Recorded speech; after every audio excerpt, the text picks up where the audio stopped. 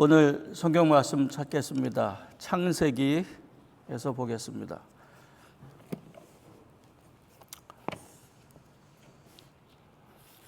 창세기 45장입니다.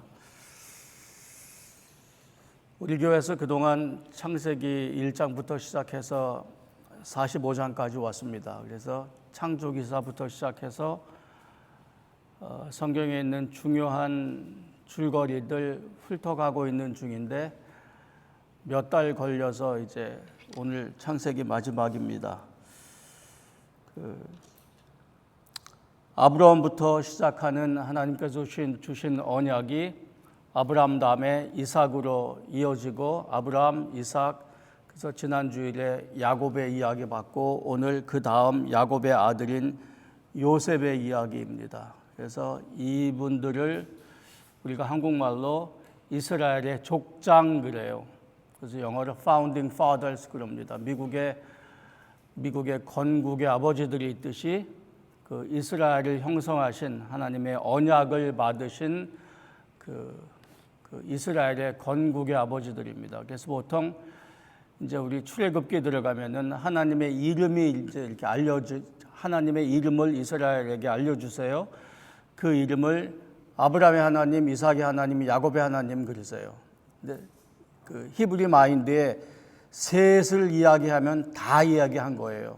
근데 요셉은 네 번째입니다. 그래서 우리가 그동안 하나님께서 하시는 일을 중심으로 아브라함이 누구였는지, 이삭이 누구였는지, 야곱이 누구였는지, 그리고 이 세 분들을 통해서 하나님이 무슨 약속을 하시고 어떻게 당신의 약속을 실행해 오셨는지를 보았는데 오늘도 아주 재미있는 이야기, 요셉의 이야기입니다. 우리 성경 말씀 읽고 해설해 보도록 그렇게 하겠습니다. 45장 3절부터 11절까지입니다. 요셉이 그 형들에게 이르되 나는 요셉이라 내 아버지께서 아직 살아계시니이까 형들이 그 앞에서 놀라서 대답하지 못하더라. 요셉이 형들에게 이르되 내게로 가까이 오소서. 그들이 가까이 가니 이르되 나는 당신들의 아우 요셉이니 당신들이 애굽의 판자라. 당신들이 나를 이곳에 팔았다고 해서 근심하지 마소서. 한탄하지 마소서. 하나님의 생명을 구원하시려고 나를 당신들보다 먼저 보내셨나이다. 이 땅에 2년 동안 흉년이 들었으나 아직 5년은 밭갈이도 못하고 추수도 못할지라. 하나님의 큰 구원으로 당신들의 생명을 보존하고 당신들의 후손을 세상에 두시려고 나를 당신들보다 먼저 보내셨나니 그런즉 나를 이리로 보낸 이는 당신들이 아니요 하나님이시라. 하나님이 나를 바로에게 아버지로 삼으시고 그 온 집의 주로 삼으시며 애굽 온 땅의 통치자로 삼으셨나이다. 당신들은 속히 아버지께로 올라가서 아뢰기를 아버지의 아들 요셉의 말에 하나님이 나를 애굽 전국의 주로 세우셨으니 지체 말고 내게로 내려오사 아버지의 아들들과 아버지의 손자들과 아버지의 양과 소와 모든 소유가 고센 땅에 머물며 나와 가깝게 하소서. 흉년이 아직 5해가 있으니 내가 거기서 아버지를 봉양하리이다. 아버지와 아버지의 가족과 아버지께 속한 모든 사람에게 부족함이 없도록 하겠나이다 하더라고 전하소서. 아멘. 이 말씀은 요셉이 그 형들의 시기함에 팔려서 그 이집트의 가나안 땅으로부터 이집트라는 먼 나라에 가서 종살이를 한 다음에 이집트의 왕인 바로의 눈에 들어서 왕 다음에 높은 이집트를 통치하는 권력 있는 자가 된 다음에 가나안이고 이집트고 온 땅에 그 흉년이 들어서 먹을 것이 없는 그런 상황에서 아버지가 있는 요셉의 아버지가 되는 야곱이 가나안 땅에 있는데 거기도 흉년 들어서 그 아들 11아들을 이집트로 보내서 이제 먹을 것을 사오게 했는데 거기서 요셉을 만난 거예요. 31장부터 읽어오시라 그랬는데 그 이야기를 읽어오시면 이 얘기가 쉽게 이해되실 거예요. 거기 중요한 얘기가 당신들이 나를 팔았다고 해서 근심하지 마소서. 하나님의 생명을 구원하시려고 나를 당신들보다 먼저 보냈나이다.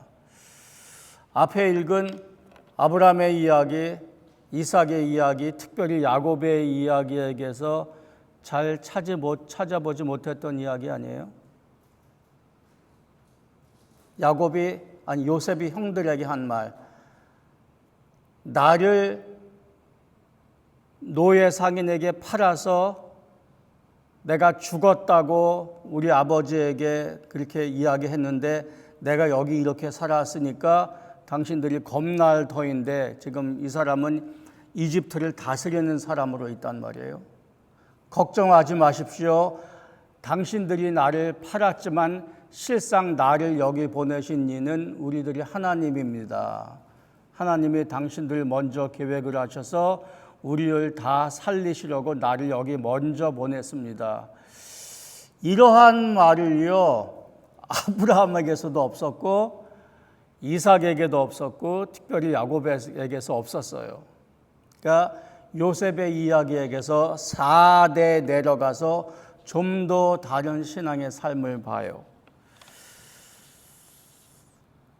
나를 여기 보내신 이는 당신이 아니라 하나님이십니다. 그리고 당신들만 이스라엘만 살리신 게 아니라 나를 바로에게 아버지로 삼으시고 그 온 집의 주로 삼으시며, 이 히브리어 문자는 항상 두 줄이에요.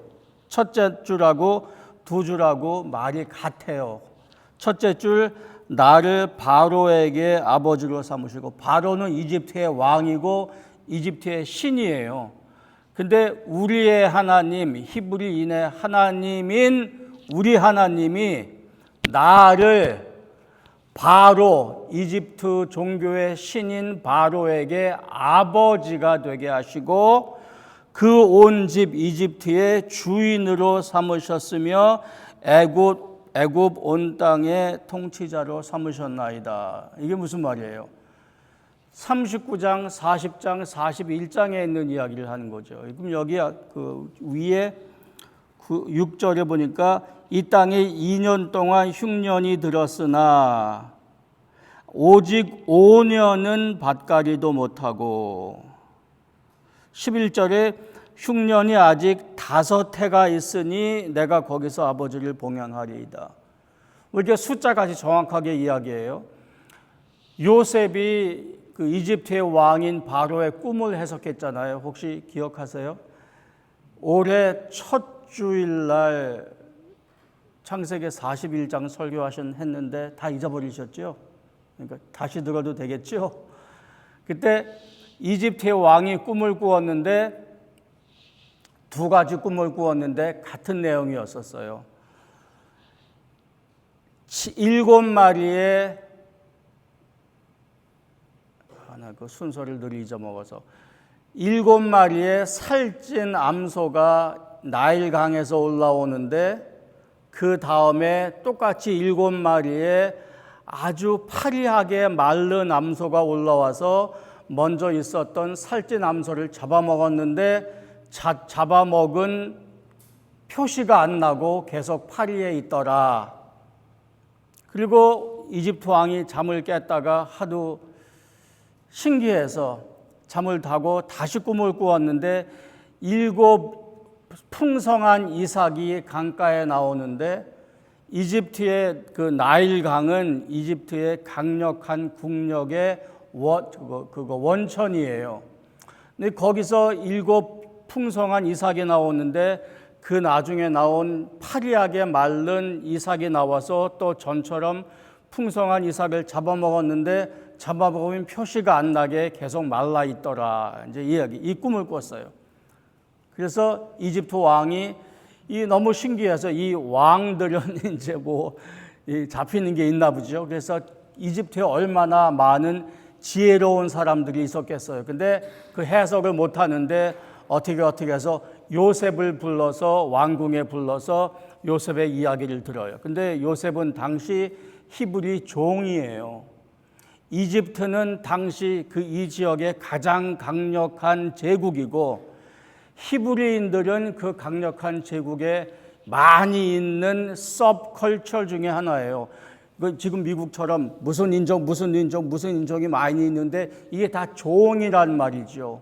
그래서 가나안에서 온 이 종은 이름도 없는 종이에요. 그저 마이너리티 중에 마이너리티인데 나이도 젊은 종이에요. 이 종이 위대한 바로 왕 앞에 불려와 서 있는 거예요. 이게 말이 안 되는 거예요. 이런 일이 안 일어나요. 그러니까 이 이야기를 읽는 그 독자들은 무슨 생각을 하며 읽어요?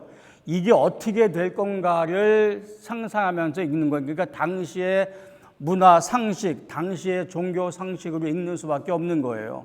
이 잘못하면 이 사람 죽는 거예요. 근데 41장 가봅시다. 이야기를 하다가 41장 왕이 뭐라 그래요? 41장 37절. 바로와 그의 모든 신하가 이 일을 좋게 여긴지라. 요셉이 뭐라 그랬냐면은 7년 그 꿈은 7년 풍년이 들다가 곧이어서 7년 흉년이 들 텐데 7년 흉년이 너무나 흉악해서 그 전에 있었던 7년 풍년이 든 것에 표시가 없을 정도로 사람들이 피폐하고 죽을 거다 그거예요. 그걸 두 번 연결해서 꾼 거는 진짜 하나님인 나의 하나님이 이 일을 반드시 이루게 하실 거를 당신에게 미리 알려준 거다. 까지가 꿈의 해석인데 여기 이야기에 보면은 그래서 내가 어찌할꼬 이야기가 없었어요. 근데 요셉이 그러면은 이렇게 하십시오 왕이요 하고 알려준 게 7년 흉년 들 때에 곡식이 많을 거 아닙니까? 그를 모으십시오. 그래서 큰 창고를 짓고 7년 동안 많은 곡식을 모으십시오. 그러면은 7년 흉년 들 때 사람들이 죽지 않을 겁니다. 그랬더니 이 얘기하는 거예요. 바로와 그의 모든 신하가 이 일을 좋게 여긴지라. 그게 좋게 여길 일이에요. 7년 흉년 들 때에 많이 모으십시오. 그래서 7년 흉년 들 때를 대비하십시오. 이게 왕하고 왕을 둘러싼 지혜로운 사람, 권력 있는 사람들이 듣고 이야 그거 신기하다. 어떻게 그런 생각을 했지? 할 얘기냐고요. 그럴 얘기예요. 그 당시에 이집트 문화로는 거기는 이집트 문화야 이집트 종교는 다신교잖아요. 그래서 태양도 신이고 나일강도 신이고 악어도 신이고 다 신이에요. 그 신들을 믿는 그들의 종교는 숙명론이에요. 신들이 정하면은 인간은 그대로 따르는 거예요. 근데 그 신들 중에 하나가 또 바로예요. 이 바로는 하늘에 있는 신들 중에 대표로 이 지구에 보낸 게 이집트 왕이에요. 그러니까 이집트 왕이 지구를 다스리는 신인 거예요. 근데 이 신도 이걸 모르는 거예요. 그러니까 이게 무슨 얘기예요? 이집트 신들이 원하는 가르치는 삶을 살래? 아니면 눈에 안 보이는 아주 작은 히브리인의 종교, 그리고 그것도 누가 얘기해요? 젊은 나이 어린 종이 와서 얘기하는 히브리 사람들의 신의 말을 들을래? 아니면 이집트 신의 말을 듣고 죽을래? 그 둘 중에 하나예요. 그랬더니 바로가 그의 신하에게 이르되 이와 같이 하나님의 영에 감동된 사람을 우리가 어찌 찾을 수 있으리요? 요셉에게 이르되 하나님이 이 모든 것을 내게 보이시고 너와 같이 명철하고 지혜 있는 자가 없도다. 내 집을 다스려라. 네가 두 번째 높은 사람이다 한 거를 배경으로 지금 45절 이야기가 있는 거예요. 그래서 하나님이 나를 바로에게 아버지로 삼으시고 그 온 집의 주로 삼으시며 애굽 온 땅의 통치자로 삼으셨나이다. 그래서 이 이야기를, 요셉의 이야기를 한 개인이 신앙을 잘 지키고 고난 가운데 참고 봉사하고 하나님 말씀대로 살았더니 성공해서 높아지고 부자 되었다. 그 얘기 하려는 게 아니에요. 그러니까 예수 잘 믿으면 복 받는다. 이걸 부인할 필요는 없어요. 예수 잘 믿었더니 봉사 잘하고 고난을 참았더니 하나님께서 복 주셨다.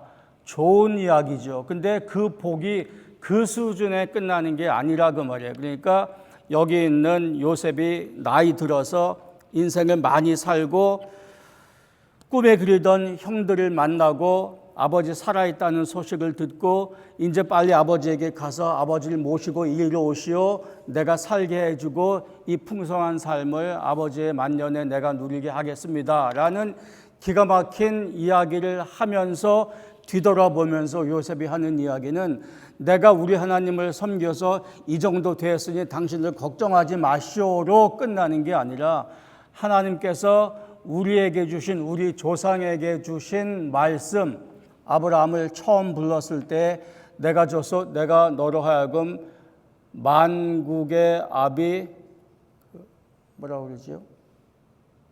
그렇죠. 만국의 아비죠. 12장에 그 Father and Mother of all nations 그랬어요. 그러니까 만국의 아비, 열국의 아비, 열국의 어미로 세우신 것을 아브라함, 이삭, 야곱, 요셉 지나면서 그 말씀이 어떻게 이루어져 가고 있는 걸 보이는 거죠. 온 집이 그러니까 나로 바로에게 아버지로 삼으시고 온 집의 주로 삼으시며 애굽 온 땅의 통치자로 삼으셨나이다. 근데 지금 상황이 이제 2년밖에 안 지난 거예요. 가뭄이 이제 풍년은 다 지나고 2년 동안 흉년이 심함으로 이집트와 가나안 땅에 가나안에서 먹을 게 없으니까 가나안에 가뭄이 자주 들었어요. 그럼 거기서 먹을 걸 구할 곳은 삥 돌아서 저기 메소포타미아까지 가던 거. 그건 너무 멀어요. 근데 가나안에서 여기까지는 걸어서도 몇 주면 가요.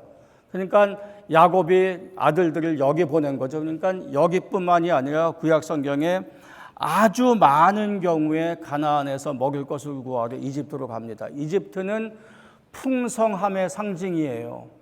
그러나 세속화의 상징이고 세상 문화의 상징이고 이방 종교의 상징이에요. 여기 가면 항상 먹을 게 있는데 환락이 함께 있는 거지요.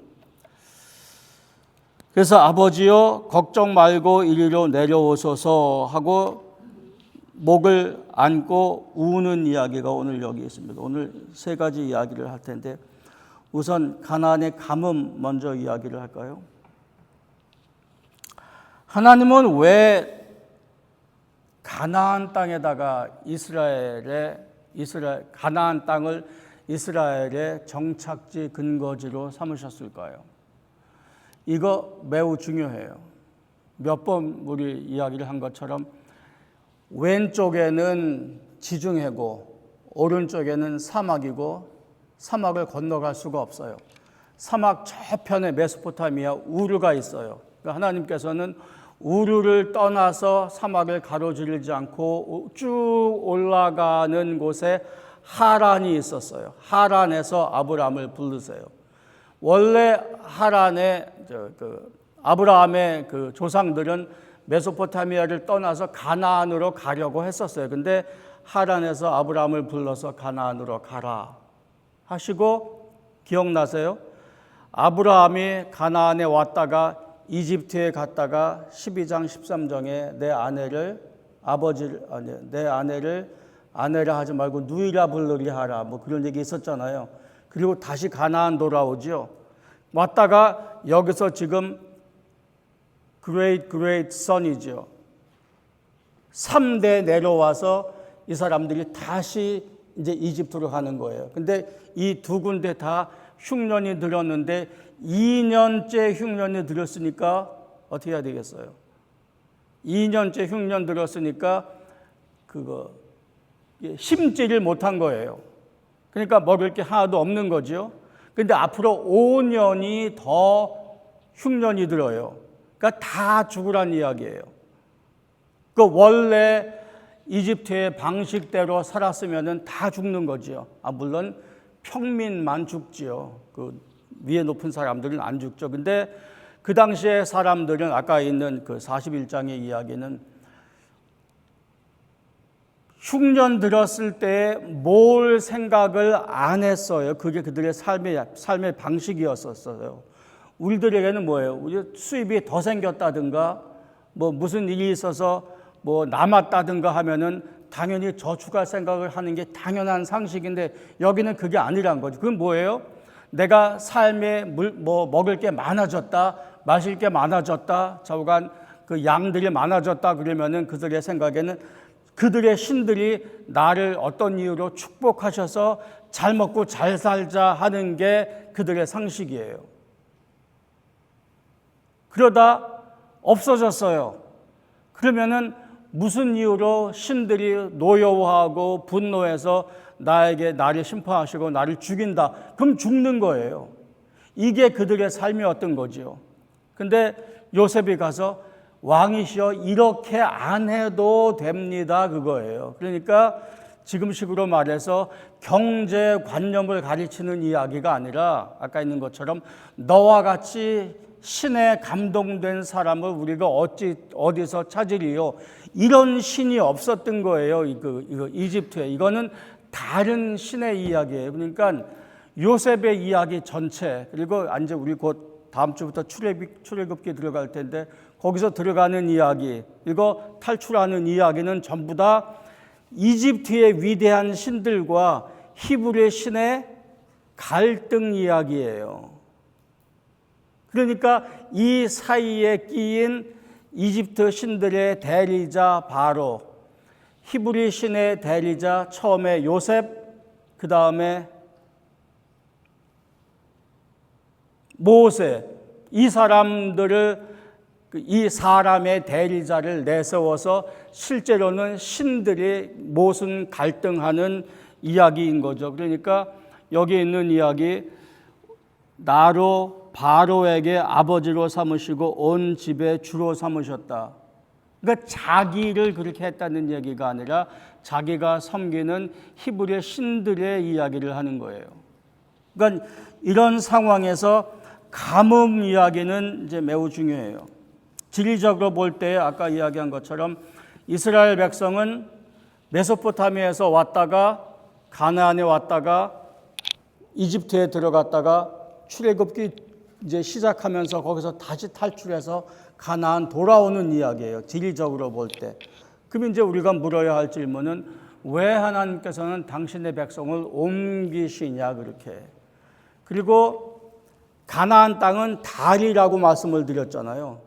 메소포타미아하고 이집트로 옮겨가는. 그러니까 다리니까 누구나 다 가나안을 다 지나갈 수밖에 없는 건데 하나님께서는 왜 거기다가 이집트를 이스라엘을 이제 만들었냐 그 얘기죠.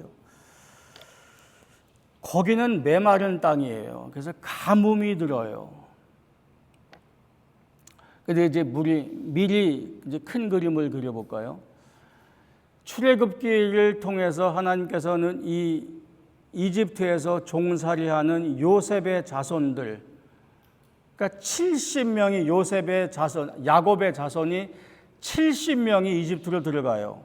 이제 거기서 아이를 많이 낳아요. 그래서 정말로 말 그대로 번성해요. 그래서 아브라함에게 주신 약속, 하늘의 해와 같이 땅의 티끌같이 자손의 숫자가 정말로 늘어나요. 어디서요? 이집트에서. 이방 종교와 이방 문화의 품속에서 커요. 그리고 거기서 왕성하게 크니까 이집트 사람들이 두려워서 억압하고 종살이 시키죠. 그리고 거기서부터 탈출하면서 히브리 신이 탈출시켜서 데리고 나가면서 목적지가 가나안이다.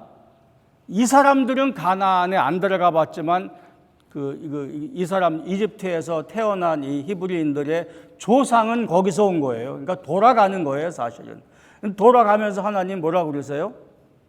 젖과 꿀이 흐르는 땅이라 그러세요. 너희들 탈출했지? 이제 가자 하는데 사막을 지나서 가나안으로 가요. 근데 거기가 메마른 땅이에요. 근데 가자, 목표가 가나안 땅이다. 거기는 젖과 꿀이 흐르는 땅이다. 그때 말로 비옥한 땅, 풍성한 땅이라는 거예요. 거기 풍성 안 해요. 풍성 안 해요. 그럼 하나님은 무슨 의미로 이곳에, 하필 이곳에다가 이스라엘의 정착지로 삼으셨는지, 그리고 출애굽기의 목표는 가나안인데 거기를 왜 젖과 꿀이 흐르는 땅이라고 했는지, 그 한번 이제 미리 상상을 해보세요.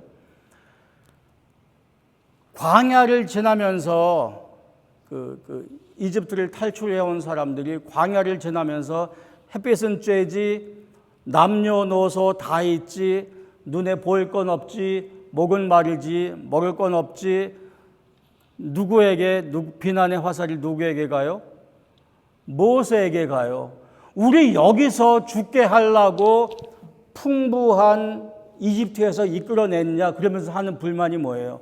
거기선 우리가 후추도 먹었고, 후추 못 먹었어요. 그건 비싸서 귀족들이나 먹는 거지. 거기 수박도 있는데 수박 못 먹었어요. 그러니까 자기들이 봉사해서 이집트인들이 먹은 걸 본 거죠. 그러니까 거기는 먹을 게 많았는데 우리 이끌어서 여기서 죽게 할 거냐, 이제 이런 불만을 하는 거예요. 그리고 갈 목적지가 젖과 꿀이 흐르는 땅이에요. 보세요. 이럴 거면, 그때 상식으로 읽으면은, 이럴 거면은 언약 백성의 지정학적 위치가 잘못 정해졌다. 이제 그때 상식으로 보면 어디다가 이스라엘의 정착지 근거지를 마련하면 좋아요? 그때 상식으로 보면 이집트여야지요. 아니면 왜 우리에서 끄집어내세요? 거기다가 하시던지, 거기 있는 이방인들을 몰아내시든지. 이거는 아무도 안 가지는 하이웨이예요, 그냥. 그러니까 여기서도 먹으려고 그러고 여기서도 먹으려고 그러고. 그러니까 얘기가 나왔으니까.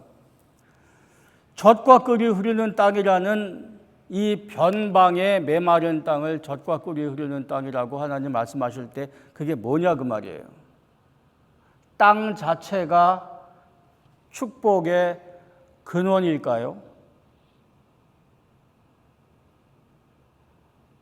이거 여기에 써놓은 이야기는 옛날에 그런 일이 있었지를 보는 것만은 아니에요. 무슨 우리 마음속에 우리에게 하시는 무슨 메시지가 있지 않을까요? 땅이 우리를 행복하게 하고, 땅이 우리로 풍성한 삶을 살게 하고, 땅이 우리로 하여금 하나님의 백성으로 잘 살게 하는 근원이 아니라 그 말이에요. 이 이스라엘 사람들은 출애굽하면 거기서 탈출하면서 이거를 몇 년을 봐요. 몇 년 동안 이거 훈련을 받아요. 몇 년이요? 40년.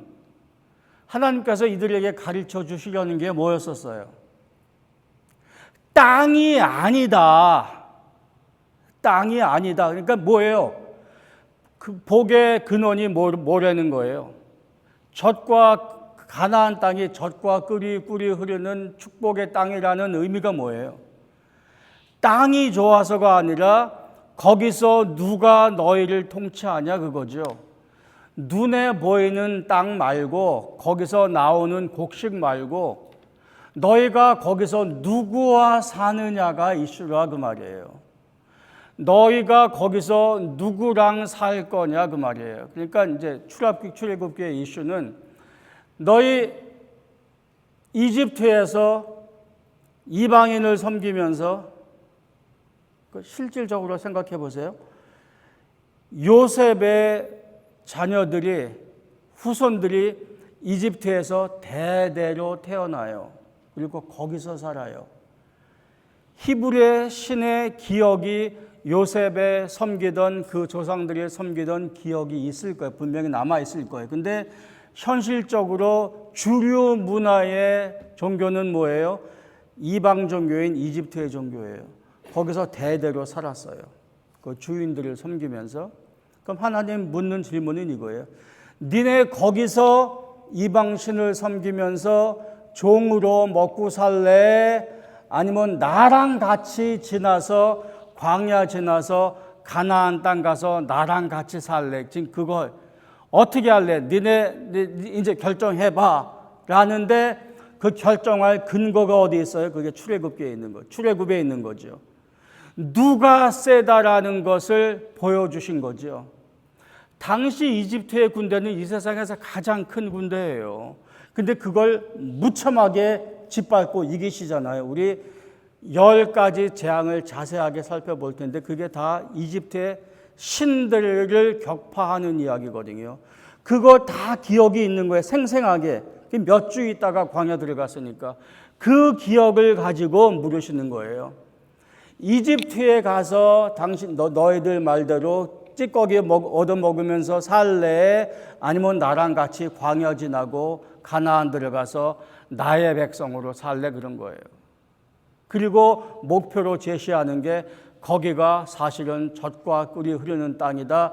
이 출애굽한 히브리 백성들은 그 말을 어떻게 이해했을까요? 하나님께서 주시는 복은 땅 자체, 먹을 것이 많은 풍성한 삶 그 자체가 아닙니다.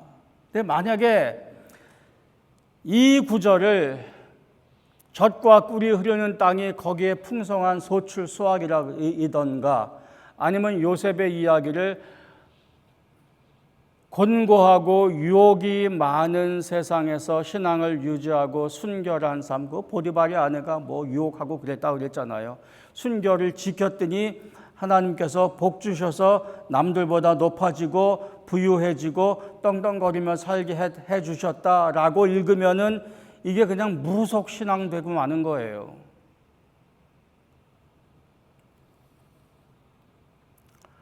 그럼 이제 또 생각해 봐야죠.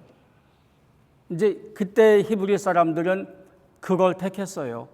하나님에 대한 기억이 있고 1차적인 기억이 있는 거예요. 그죠? 출애굽한. 그럼에도 불구하고 불평이 이어졌어요. 현실 세상에서. 배고프고 목마르고 고기를 먹고 싶으니까.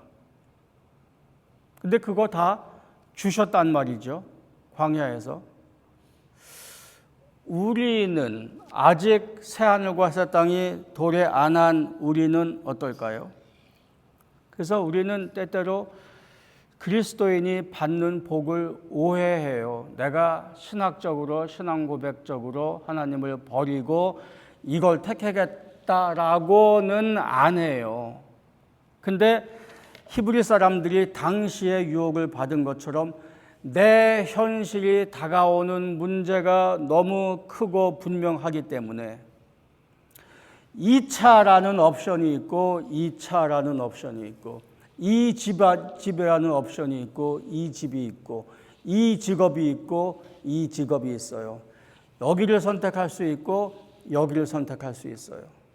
이 학교 가서 이렇게 할 수 있고 이 학교 가서 이렇게 할 수 있어요. 그 질문은 아직도 똑같아요.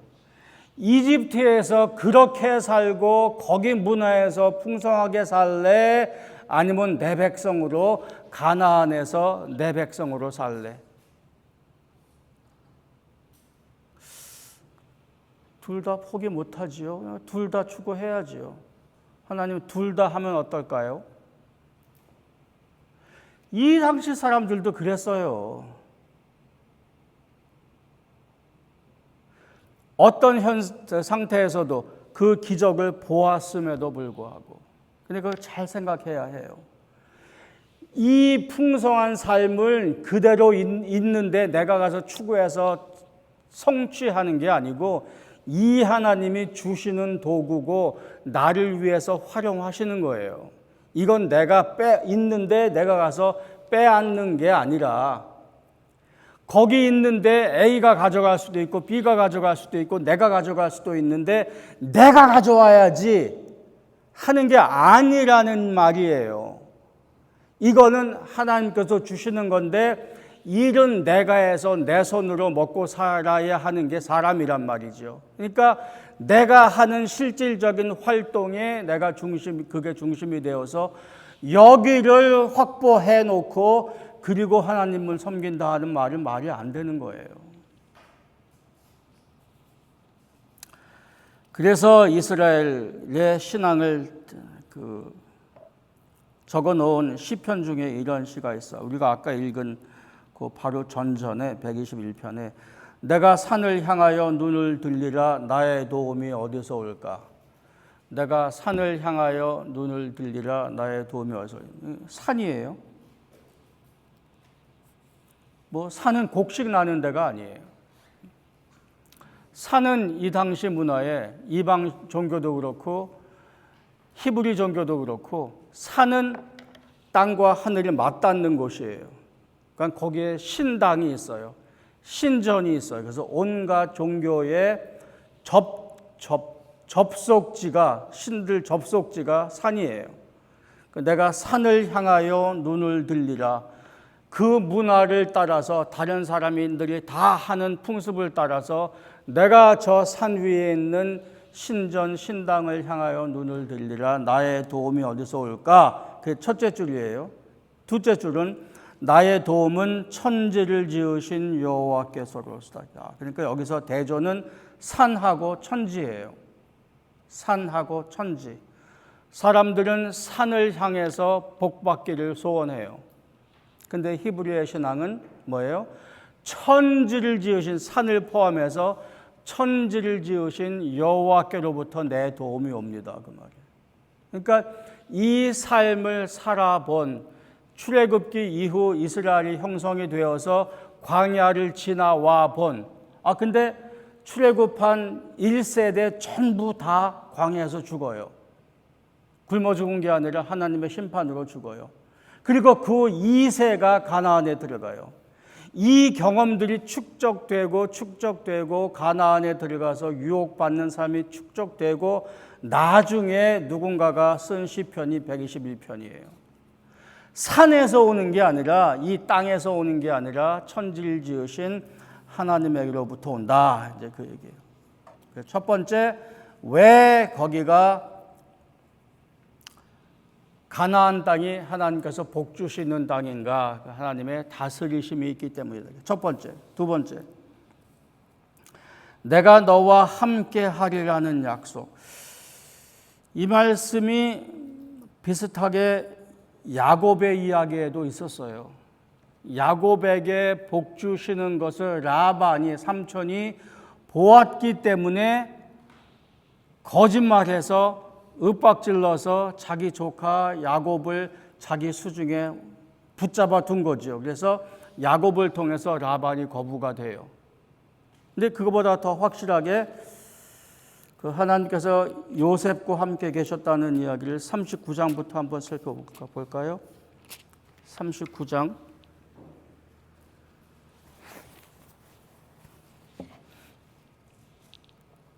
2절. 여호와께서 요셉과 함께 하심으로 그가 형통한 자가 되어. 여호와께서 요셉과 함께 하심으로 그가 형통한 자가 되어 그의 집 주인 애굽 사람의 집에 있으니. 그 순서를 잘 봐야 되겠지요. 그가 형통하게 되어서 하나님을 섬긴 게 아니라 그가 형통한 물질적인 삶의 증거가 있어서 그 증거로 하나님의 계심을 믿고 하나님을 섬긴 게 아니라 하나님을 섬기고 하나님이 그와 함께 하심으로 그게 형통하게 되었다 그 말이에요. 다음 절, 그의 주인이 여호와께서 그와 함께 하심을 보며. 이게 남들의 눈에도 보이는 모양입니다. 그리스도인이 하나님께서 그리스도인과 함께 하심이 보이는 모양이에요. 그랬더니 여호와께서 그를 범사에 형통하게 하셨더라. 그래서 종으로 가서 종의 주인에게도 그게 보여 4절 요셉이 그의 주인에게 은혜를 입어서 가정 총무로 삼고 그리고 오해를 받아서 그 주인을 겁탈한다는 오해를 받아서 감옥에 갇히는데 감옥에서도 하나님께서 함께 하셨다 그랬어요. 그래서 5절 여호와께서 요셉을 위하여 그 애굽 사람의 집에 복을 내리심으로 이거 잘 보세요. 여호와께서 요셉을 위하여 애굽 사람의 집에 복을 내리심으로 애굽 사람의 집에 복을 내리심으로 애굽 사람의 집에 복을 내리심으로 요셉을 통해서 4대에 와서는 하나님을 믿는 복이 한 가족으로부터 자손으로 번져서 이제는 다른 나라에게까지 전파되는데 아주 작은 서브컬처에서부터 메인라인 제국으로 그게 연결되는 거예요. 그래서 그 아까 우리 45장에서는 하나님께서 나를 바로의 아버지가 되게 하시고 이집트 온 국민의 주인이 되게 하셨다. 이걸 잘 기억하셔서 우리 이따가 세 번째 그 포인트에서 우리 살펴보겠습니다. 39장 21절에 보니까 여호와께서 요셉과 함께 하시고 감옥에서도 23절에 이는 여호와께서 요셉과 함께 하심이라 여호와께서 그를 범사에 형통하게 하셨도다. 여기 성경의 이야기는 요셉이 정말로 신실하게 살았더니 요셉의 행동을 근거 삼아 요셉의 행동에 보응하기 위해서 하나님께서 복 주셨다가 아닌 거지요. 하나님께서 함께 하심으로 요셉의 삶에 요셉의 범사에 그가 형통했더라. 그리고 그 결과가 요셉도 잘 되고 요셉의 온 가족도 잘 되고 그 잘 된 게 어디까지 번져가요? 자기를 시기해서 팔아버린 형들을 살리고 그 아버지를 살린 데까지 번져가는 거지요. 요셉의 이야기를 잘 읽어야 해요. 요셉의 이야기는 분명 경건한 요셉이 신앙으로 살았더니 성공했다는 이야기입니다. 보디발의 아내의 유혹을 뿌리치고 희생했더니 복을 받고 부유해지고 복을 받았다. 맞아요. 이걸 부정할 것은 아닌데 그것이 요셉의 이야기의 목적이 아니라 그걸 위해서 기록된 것이 아니라 그 성경이 개인적으로 잘된 성공 스토리가 아니라 아브라함에게 주신 언약이 어떻게 언약 백성을 통하여 이스라엘에 제한되지 아니하고 이스라엘로 시작되어 온 세상에 펼쳐지기 시작됐나를 보여준다. 그 말이죠. 그러니까 아브라함에게 처음에 주신 내가 너를 복의 근원 되게 해서 너를 축복하는 자를 축복하고 너를 저주하는 자를 저주하리라. 그래서 이 일을 이루기 위해서 아이 못 낳는 할머니 할아버지 너희를 불러서 그 자손을 하늘의 별같이 땅에 티끌같이 많게 하리라 라는 것을 이루어 가신다 그 말이죠. 다만 그 이루어 가지는 삶의 현장이 한 가족에서 한 제국으로 벌어졌다 펼쳐졌다 그 얘기죠. 자, 세 번째 이야기는 지금 말씀드린 대로 이스라엘에 제한되지 않습니다. 자, 다시 그 당시 사람들의 상식으로 보면은 특별히 히브리인의 상식으로 보면 히브리인의 시각으로 보면 이렇게 보지 않았을까요? 우리 편, 이집트 편, 그렇죠? 우리 족속, 히브리 족속, 히브리 제국 이 사람들은 거기서 종살이 할 거예요. 그래서 우리 너희 우리 편 하나님 편. 근데 이제 이게 앞으로 그게 더 분명하게 전개될 텐데 여기까지 와서도 하나님은 히브리 편으로 제한되지 않으세요. 보세요. 하나님은 히브리 백성의 편이 아니세요. 천지를 지으신 내가 눈을 들어 산을 향해 눈을 들까? 내 도움이 어디서 올까? 천지를 지으신 창조주가 내 도움이시라는 말인데, 내 도움에 내 삶이 제한되니까 자꾸 내 시각으로 보는 데 익숙해진다 그 말이죠. 그러니까 내 편, 우리 편, 하나님은 내 편, 내 원수 되는 편은 하나님의 반대되는 편, 이렇게 이해하기가 쉬운 거예요. 지금도 그래요. 지금도 그래요. 근데 이집트 백성들을 하나님께서 살리세요. 물론 이제 그 10가지 재앙 보면서 싸우시고 이기신 게, 그 얘기를 먼저 해야 되겠네. 미리 얘기를 하면은 이집트 백성, 이집트 자체를 히브리 신들이 싸워서 이기는 얘기가 아니라 이집트의 신들을 싸워서 히브리 신이 심판하시는 이야기예요. 출애굽기의 기록이. 그러니까 이집트 백성들, 이집트 자체를 하나님께서 싸워서 나쁜 편, 적군으로 회파시키는 얘기가 아니라 하나님께서 이집트의 신들과 싸워서 이기고 그 결과로 당신의 백성을 끄집어내시는 이야기예요.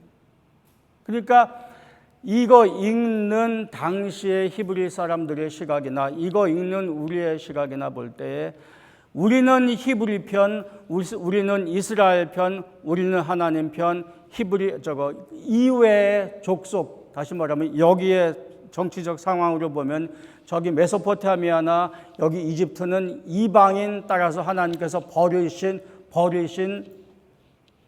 백성, 그 말이 아니란 거죠. 이게 선지서에 오면은요, 내 백성 이집트, 내 백성 아수르, 이렇게 말씀하세요. 어디서요? 예언서가 어디예요? 자신의 백성 이스라엘이 말을 안 듣고 순종하니까 그걸 훈련시키기 위해서 그때 가장 강력하고 잔인한 세력인 이집트와 아수르 제국을 사용해서, 그야말로 이방인이에요. 이방 신들을 섬기니까 그 손에 연약하고 아무 힘없는 히브리인을 거기 맡기세요. 그러니까 용감한 히브리 병사는 다 죽고 재주 있는 사람들은 다 거기 끌려가요. 거기 끌려간 상태에서 쓰여진 게 예언서란 말이죠. 그러니까 말끝마다 문장마다 심판, 공포, 하나님의 위협하심이 다 써 있는 거예요. 근데 거기다 대고 너희만 내 백성이 아니라 이집트 내 백성, 메소포타미아, 아수르 내 백성 그러세요. 거기 잡혀간 히브리의 생각으로는 기가 막힐 일인 거지요. 그러니까 그 상황에서 우리는 성경을 어떻게 읽을 건가? 그래서 시편 137편에 너무나 화가 난 이스라엘 백성이 잡혀간 상태에서 강가에서 한탄하면서 울부짖어요. 뭐라고? 누군가가 너희 그 자녀 갓난아기를 이 바위에 매다 꽂는 사람이 있어서 내가 그 피가 바위에서 튕겨나가는 거 보면은 내가 하나님을 찬송하리로다 라는 기도의 시가 있어요. 137편이에요. 얼마나 분노가 치밀었으면. 근데 하나님께서 보시는 시각은 달라요. 이스라엘로부터 시작해서 당신의 복이 늘어나는 게 하나님의 뜻이에요. 이스라엘을 제사장 삼아 모델 삼아 하나님을 믿는 백성을 전파해 가는 게 그게 하나님의 뜻인데, 그것을 이루어가기 가장 큰 두 번째 단추, 첫 번째 단추가 아브라함이라면 가장 큰 두 번째 단추는 요셉이에요. 거기 들어가서 이집트를 바꾸어 놓으세요. 물론 아직 다 바꾸진 않아요. 근데 거기서 당신의 백성을 시작을 하세요.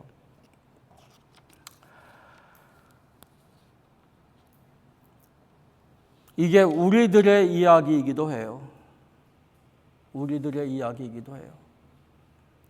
언약이 우리에게 와서 우리에게 어떻게 번져가는지, 우리가 만나는 사람마다 하나님께서 나와 함께 하심으로 다른 사람들이 내 사는 걸 보고 저 사람에게 하나님이 함께 하신다라는 것을 보게 할 건지, 그냥 나는 내 개인 신앙으로 마치고 나만 아는 예수 믿는 사람으로 남을 건지. 오늘 우리 창세기 이제 마쳤어요. 그래서 창세기에서 우리는 세상과 사람의 시작, 죄의 시작, 세상과 사람에 미치는 죄의 시작, 하나님의 구속 계획을 실행하시는 하나님, 그리고 그 구속 계획을 아브라함과 자손들에게 어떻게 실제로 실행하시는지를 봤어요. 출애굽기로 갈 텐데 책을 한 권 띄웠잖아요.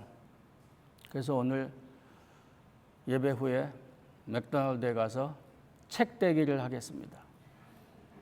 제가 쏠 테니까요. 한 분도 가지 마시고 오늘 책 떼기를 하겠습니다. 출애굽기 이어갈 텐데요. 이야기가 소소하게 길어요. 그러니까 창세기 앞에 할 때처럼 그렇게 못하니까 10장이든지 20장이든지 필요할 때마다 읽어오시라고 제가 카톡에 적을 테니까 그 읽어오시면 훨씬 좋으세요. 그렇게 합시다. 기도하겠습니다.